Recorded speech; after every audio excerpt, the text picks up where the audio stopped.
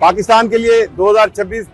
दिफा के वाले से बहुत अहम है। J-35 जिसका प्रोटोटाइप जो है वो FC-31 है, उसके खरीदारों में जी पाकिस्तान का नाम। अमेरिकी फौज के वो रिटायर्ड कर्नल, अमेरिकी आर्मी के कर्नल JB सिंह, जिनका इंटरव्यू इन 3 पोटेंशियल खरीदारों में सऊदी अरेबिया, इजिप्ट और यूनाइटेड अरब एमिरेट शामिल है। कि पाकिस्तान पहले ही 40 J-35 या FC-31 ऑलरेडी हो चुकी है और इन J-35 की डिलीवरी 2026 से शुरू होकर 28 तक होना है और इन 2 सालों में पाकिस्तान को ये 40 जहाज मिलेंगे। 2026 तमाम सुनने वालों को दुनिया भर में इसकी मुबारकबाद। इस साल में कई नई डिफेंस डील और कई नई चीजें सामने आएंगी। पाकिस्तान के लिए 2026 दिफा के वाले से बहुत अहम है, लेकिन एक रिपोर्ट को लेकर बहुत ज्यादा वबेला हो रहा है, बहुत ज्यादा मसला डाला जा रहा है और वो रिपोर्ट है चीन की तरफ से जारी होने वाली रिपोर्ट, जिसके अंदर ये लिखा हुआ है कि J-35 जिसका प्रोटोटाइप जो है वो FC-31 है, उसके खरीदारों में जी पाकिस्तान का नाम नहीं है। ये रिपोर्ट क्या है, इस पर आज हम डिटेल बात करेंगे और साथ साथ अमेरिकी फौज के वो रिटायर्ड कर्नल, अमेरिकी आर्मी के कर्नल JB सिंह, जिनका इंटरव्यू, जिसने बहुत सारे ऐसे अज़ाइम को बेनकाब किया है कि इंडिया इस खित्ते में करना क्या जा रहा है। मैं हूं दुलकर शेख, साफी पेंसिल पर आपको खुशामदीद कहता हूं। मेरी और टीम की तरफ से आपको 2026 का ये नया साल बहुत बहुत मुबारक हो। तो बात करते हैं 2026 के हवाले से चीन की तरफ से जारी होने वाली एक रिपोर्ट की, जिसे आप अभी अपनी स्क्रीन पर देख रहे होंगे। इस रिपोर्ट के अंदर मुख्तलिफ खरीदारों की बात की गई है, मुख्तलिफ स्पेशली 5th जनरेशन के जहाजों की और 4.5th जनरेशन J-10C की, J-F-17 की और फिर J-35 जिसका प्रोटोटाइप FC-31 है, उसके खरीदारों की बात की गई। अब इस रिपोर्ट को लेकर बहुत ज्यादा वबेला हो रहा है कि देखे जी पाकिस्तान तो खरीदारों की लिस्ट में नहीं है, क्योंकि इस रिपोर्ट में निगोशिएशन यानी किन किन से बात हो रही है, किस किस से निगोशिएट हो रहा है, उस निगोशिएशन को के खाने में 3 पोटेंशियल खरीदार चीन की तरफ से बताए गए। इन 3 पोटेंशियल खरीदारों में सऊदी अरेबिया, इजिप्ट और यूनाइटेड अरब एमिरेट शामिल है। अब सवाल यह पैदा होता है कि क्या पाकिस्तान के लिए कोई J-35 जो है उनको नहीं मिलेगा 2026 में? तो उन लोगों के दिमाग के लिए ये बता दूं कि ये वो लिस्ट है जो चीन 2026 में अपने नए पोटेंशियल कस्टमर्स के बारे में दे रहा है, नए पोटेंशियल खरीदारों के बारे में दे रहा है। और इस लिस्ट के अंदर पाकिस्तान का नाम इसलिए मौजूद नहीं है क्योंकि पाकिस्तान पहले ही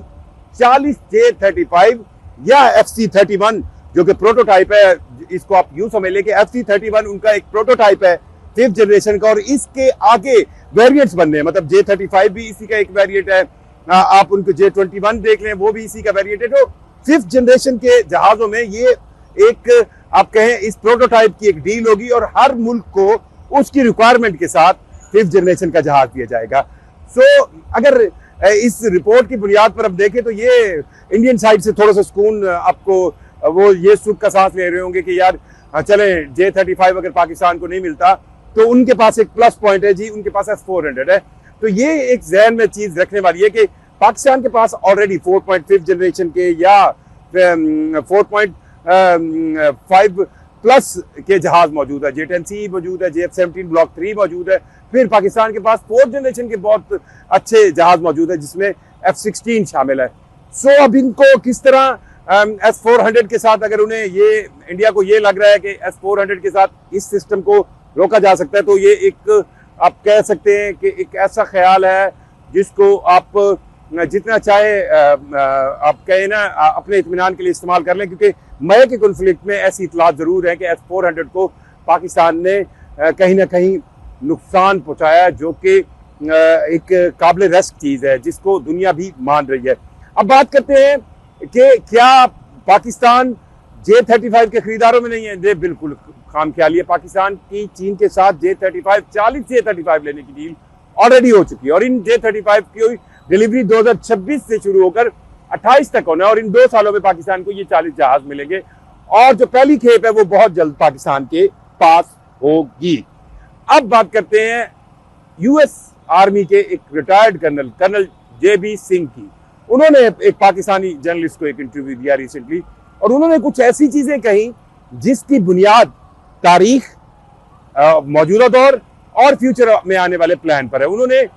एक बात की, उन्होंने कहा कि इंडिया एक जो मौजूदा उनका माइंडसेट है हुक्मरानों का, यानी मोदी सरकार की बात उन्होंने की कि मौजूदा माइंडसेट में वो ज्यादा आगे तक एक्सपेंशन चाहते हैं। एक्सपेंशन से मुराद उनकी म्यांमार तक जाना, और इस पूरी एक्सपेंशन में वो जो अखंड भारत की सोच रखते हैं उसमें उन्हें सबसे बड़ी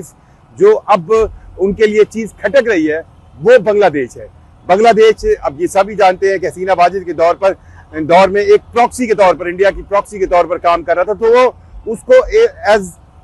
एक अब कहें ना एक अलायंस के तौर पर देख रहे थे, और उस अलायंस में दरार आ चुकी है। अब उन्हें मुख्तलिफ ऑप्शन सोचने हैं। और कर्नल जेबी सिंह ने यह कहा कि पिछले 15 सालों में इंडिया ने अपने मुल्क के अंदर एक जंग का माहौल सा बनाया हुआ। उस जंग के माहौल में वो पॉलिटिकल फवायद भी हासिल करते हैं। वो उस जंग के माहौल से अपने जो सियासी मकासद के साथ साथ एक आप कहें फौजी अंदाज में एक सोच बिल्डअप करते हैं, एक माइंडसेट बिल्डअप करते हैं,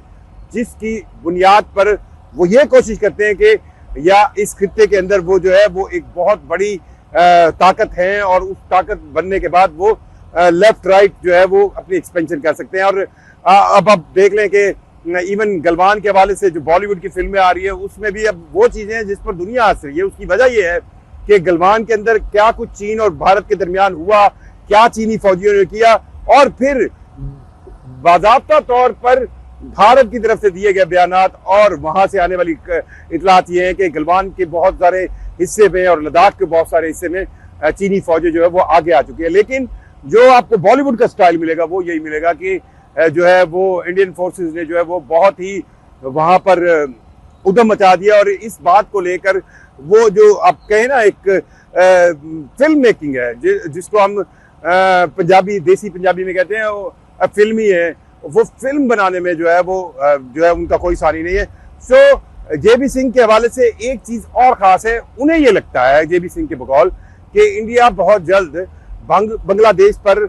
हमला करने की सोचेगा, बांग्लादेश के साथ ऐसे ताल्लुकात करेगा जिसमें वो बांग्लादेश को चाहेगा कि इंटरनली भी इनसिक्योर करे और बाहर से भी इनसिक्योर करे, उसी अंदाज में जिस तरह 1971 में किया गया था। इंटरनली जिस तरह अभी आपने देखा उस्मान हादी की हो गई या दूसरी स्टूडेंट रहनुमाओं की हवाले से हो गई मामलात, और फिर जो सिक्योरिटी कंडीशन है उसको लेकर जिस तरह उछाला जा रहा है बांग्लादेश में, और फिर इंडिया कोशिश करेगा कि बॉर्डर पर जो है बांग्लादेश को टाइट करे, और इस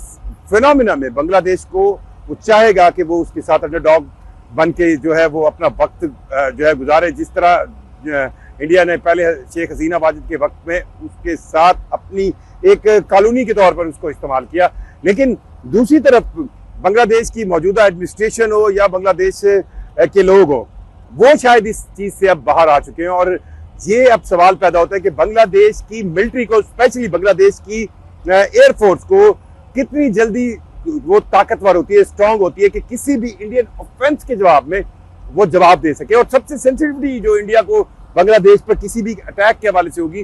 वो ये सेंसिटिविटी है कि जो चिकन नेक है, जो वो 7 सिस्टर्स रियासतें हैं जो